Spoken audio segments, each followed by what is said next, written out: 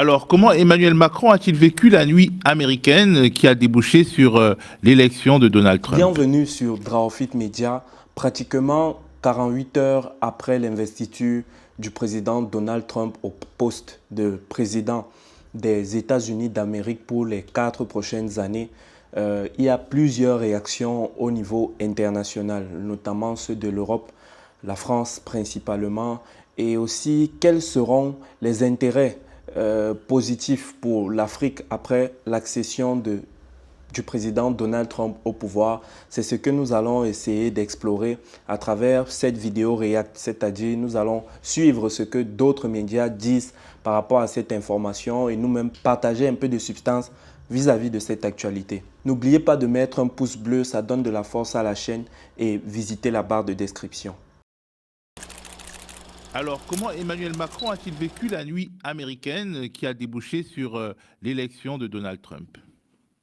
Eh ben, avec beaucoup de surprises, hein, un peu comme beaucoup d'observateurs et les citoyens en général. Et on peut dire que la victoire surprise de Trump, et surtout cette victoire massive, ça a été quand même une gueule de bois carabinée à l'Élysée au petit matin. Alors le président s'était bien gardé évidemment de soutenir ouvertement Kamala Harris, hein, pendant sa campagne, mais il avait quand même laissé fuiter via son entourage qu'il considérait la candidate démocrate plus stable. Voilà, selon mes informations. Alors, ce qui ne veut pas dire grand-chose parce que tout le monde est à peu près plus stable que Donald Trump. Mais la victoire, effectivement, de l'ex-président américain et son retour fait craindre le pire au président. Il a tout de même été l'un des premiers dirigeants du monde à féliciter Donald Trump, Emmanuel Macron. Et oui, oui, il est passé à l'offensive dès 8h54 mercredi, alors que les résultats de l'élection américaine n'étaient pas encore officiels, à l'image par exemple de Viktor Orban ou de notre grand ami Erdogan. Voilà, donc bon, il n'a pas hésité à sortir la brosse à reluire, hein, prêt à travailler ensemble comme nous avons su le faire durant 4 années, assure le chef de l'État sur le réseau X, tout en affichant sa volonté, en tout cas apparente, de ne pas se laisser bouffer par Trump. Travailler ensemble, peut-être, mais avec vos convictions et avec les miennes, avec respect et ambition, prévient Macron. Alors, respect et ambition, c'est pas vraiment le parfait résumé des relations entre Trump et Macron pendant le premier mandat du président américain. Et d'ailleurs, Macron a résumé les relations qui avaient été celles de l'Europe et des États-Unis ce jeudi depuis Budapest, où il se rendait à une réunion européenne. On le sent quand même un peu fébrile face à la victoire de Trump. Écoutez, regardez. Tiens. Le monde est fait d'herbivores et de carnivores. Si on décide de rester des herbivores, les carnivores gagneront. Je pense qu'au moins, ce serait pas mal de choisir d'être des omnivores. Je veux pas être agressif, je veux juste qu'on sache se défendre. Voilà, donc le président. Pour ceux qui ne se souviennent pas, lors de la première investiture de Donald Trump, les relations entre la France et les États-Unis d'Amérique étaient assez tendues, dans ce sens où même sur le langage verbal qu'ils exposaient lorsqu'ils devaient se voir physiquement, lors des visites et tout, montrait déjà que c'était une relation un peu délicate avec un aspect à l'inspection d'un être dominant et d'un être dominé. Et voilà. Macron, en se positionnant actuellement comme celui-là qui, non seulement félicite déjà même avant l'annonce des résultats, mais qui après prend la parole devant les médias français et occidentaux pour prévenir déjà à travers le petit extrait qu'on vient de passer, démontre déjà que voilà, c'est un peu dans le sens de j'espère que ça ne sera pas comme avant, ou en tout cas, je ne m'attends pas à ce que ce soit comme avant parce que je suis préparé, j'ai appris du passé et voilà. J'attends désormais une relation, disons, égalitaire où chacun respecte les convictions de l'autre et voilà, il y a un mutualisme de pensée ainsi que d'action. Voient les Américains et les autres puissances du monde comme des carnivores et les Européens comme des herbivores. Et ça va bien effectivement avec la personnalité de Trump, hein, que Macron a eu le temps de cultiver en 4 ans de pouvoir, hein. Trump, il ne connaît que le rapport de force, c'est un commercial agressif, un requin financier avec lequel tout fonctionne sur le principe du deal, autrement dit le business, hein. C'est ce que m'explique un ancien conseiller présidentiel. Mais alors, Trump, vu comme ça, il n'est pas si différent d'Emmanuel Macron lui-même, non? Le banquier Oui, d'affaires. C'est vrai, on en a parlé dans d'autres émissions que effectivement Macron voit lui aussi la politique étrangère comme un business qu'il cultive allègrement. Sauf qu'en 4 ans, le contexte a changé, hein. Il y a 4 ans, Macron était encore un jeune dirigeant plein d'avenir, flamboyant en tout cas à l'international, parce que niveau national c'était déjà beaucoup plus compliqué. Et Trump, lui, était un dirigeant brouillon, considéré comme très vulgaire, inexpérimenté.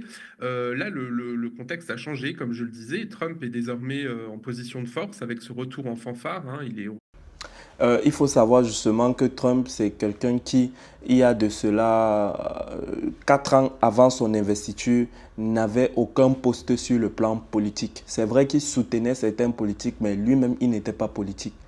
Il n'a jamais été maire, jamais été gouverneur, jamais été, je ne sais pas, conseiller régional ou autre. Du coup, il s'est créé des fans à travers juste sa façon de penser, l'aura, le charisme qu'il dégageait et justement la puissance financière qu'il représente, puisque c'est d'abord un multimilliardaire, c'est quelqu'un qui n'a même pas forcément besoin des éloges ou bien des grands titres sur le gouvernement d'un État pour pouvoir avoir un bénéfice financier. Donc c'est quelqu'un qui voit, je ne sais pas, c'est comme un businessman, quelqu'un qui aime les affaires, qui s'est retrouvé dans la politique. Alors, il a forcément un regard de la politique un peu plus pragmatique que les politiciens eux-mêmes, puisque la politique, c'est un peu comme une sorte de science qui ne repose pas forcément sur une certaine vérité. La vérité peut changer en politique en fonction des contextes, en fonction des situations. Or, lui, il a toujours été d'un certain pragmatisme. La preuve, dès son accession au pouvoir, très récemment, pour la deuxième fois notamment, il y a de cela 48 heures, comme je disais en entrée de jeu, il est directement passé à l'application de ce qu'il promettait même le dernier jour de la campagne, donc c'est-à-dire à la veille des élections, ce qu'il a promis pendant ses discours de veille d'élection, eh bien, il a commencé à les appliquer au lendemain de la sortie des résultats. Donc pour dire qu'il a un certain pragmatisme et une certaine froideur dans sa façon de penser et dans son esprit conservationnisme de l'intégrité de l'Amérique. C'est d'ailleurs l'un de ses slogans, redonner la grandeur perdue de l'Amérique. Voilà. Donc l'ensemble de ces activités concourent justement à lutter pour l'intégrité et l'essor économique de la puissance américaine. auréolé d'un immense capital politique avec notamment ce congrès américain qu'il a derrière lui avec la majorité républicaine. Et pour Macron, ben, on en a largement parlé dans les médias, c'est quand même plutôt la loose ces derniers temps. Après 7 ans au pouvoir, il est un petit peu essoré dans des conditions difficiles. En plus, les gilets jaunes, la crise du Covid, la réforme des retraites, etc. Et puis surtout, cette fameuse dissolution ratée de l'Assemblée cet été dont on a beaucoup parlé aux médias. Et puis, le président français, il a de la mémoire, Théo, et il se rappelle que le premier mandat de Trump a constitué surtout une longue liste de petites humiliations et de grandes désillusions. Et d'ailleurs, pendant cette dernière campagne, Trump a fait de Macron son souffre-douleur, hein. En janvier, par exemple, il l'a imité avec son accent français pour le singer, un interlocuteur s'écrasant très vite face à ses menaces de droits de douane, soulignant au passage que c'était un type très sympa quand même, sur un petit ton condescendant. On regarde. Macron, do you know Macron? He's a very nice guy. Macron, and really a very nice guy. I said, Emmanuel, how are you? He said, fine. I said, I heard you're going to charge American companies 25% to do things in Mexico. Who else are you doing? Well, nobody yet, but we will do other. I said, no, but you're not going to do it, Emmanuel. Ben, ça ne doit pas faire plaisir à notre président qui lui-même a quelques tendances masculinistes. Oui, c'est vrai que ça l'a hérissé. Il est, comme tu dis, il est très fier de son statut, de ses prérogatives. Et effectivement, il a ce côté un petit peu boys club, hein, dont la presse et les médias ont déjà parlé, dont déjà évoqué, notamment Le Monde. Et c'est vrai qu'avec Trump, Macron avait d'abord tenté la séduction entre mecs, entre guillemets, en conviant Trump notamment au défilé du 14 juillet à Paris en 2017. Alors, c'était une séquence un peu hallucinante, hein. On voyait le président américain s'accrocher à la main de son homologue français comme s'il tentait de la broyer. C'est un peu le résumé de la méthode Trump par excellence. Regardez les images. Et c'est vrai que cette séquence, elle avait fait le tour du monde à l'époque. Et avant ça, il y avait une autre séquence du même ordre lors d'un sommet du G7 à Bruxelles. C'était en mai 2017. Là encore, poignée de main virile de la part des deux dirigeants. C'est à celui qui lâche la main de l'autre, voilà, qui perd.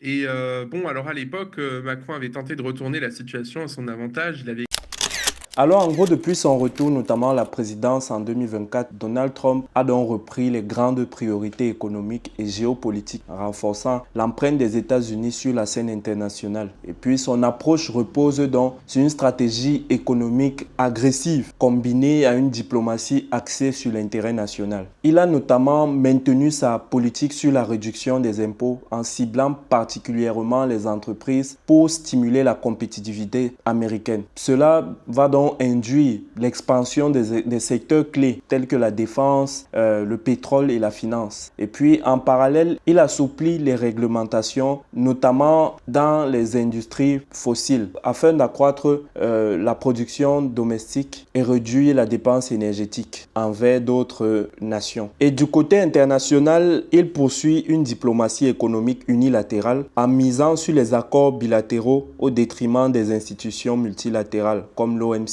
Et puis les guerres commerciales, notamment avec la Chine, ont été intensifiées, ceci pour réduire le déficit américain. Et ces décisions stratégiques cherchent donc à repositionner les États-Unis comme une puissance dominante dans le commerce mondial, bien qu'elles aient provoqué des tensions avec certains alliés traditionnels. En parlant de l'intérêt que pourraient avoir les Africains depuis son accession au pouvoir sur l'économie et le commerce, notamment, ça va favoriser une diplomatie transactionnelle, ce qui pourrait inciter les pays africains à négocier les accords bilatéraux beaucoup plus avantageux. Cependant, la concurrence avec des pays comme la Chine va mettre des limites sur cet élément. En plus de ça, les investissements américains, notamment les réductions d'impôts aux États-Unis et l'encouragement aux entreprises locales pourraient détourner les investissements américains d'Afrique. Donc, faire en sorte qu'ils désinvestissent sur leurs investissements en Afrique, donnant donc l'opportunité aux investisseurs africains d'investir sur le continent. Et ça pose aussi un risque pour les initiatives comme le programme AGOA qui facilite des échanges commerciaux avec l'Afrique. Et le dernier plan, c'est le plan sécuritaire, notamment le fait que Trump pourrait renforcer les partenariats sécuritaires avec certains pays en lutte contre le terrorisme et en échange d'alignement stratégique. En résumé, Donald Trump vise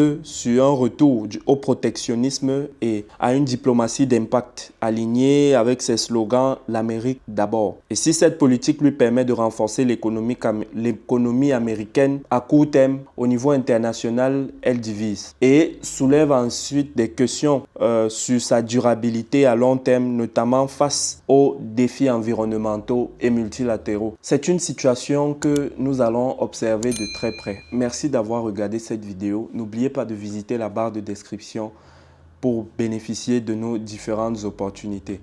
Drawfit Media. Vous rêvez d'écrire un livre, mais vous ne savez pas par où commencer. Vous êtes écrivain en herbe, entrepreneur cherchant à partager votre expertise ou simplement passionné d'écriture. Drawfit Édition présente son coaching privé sur l'écriture de livres, une formation en ligne conçue spécialement pour vous. Avec un accompagnement individuel, bénéficiez de conseils personnalisés, de techniques éprouvées et d'un suivi adapté à votre rythme. Et donnez vie à vos projets littéraires. Écrivez juste au numéro qui s'affiche sur l'écran et nous nous ferons un plaisir de vous accompagner. Drawfit Édition, la maison des porteurs de rêves.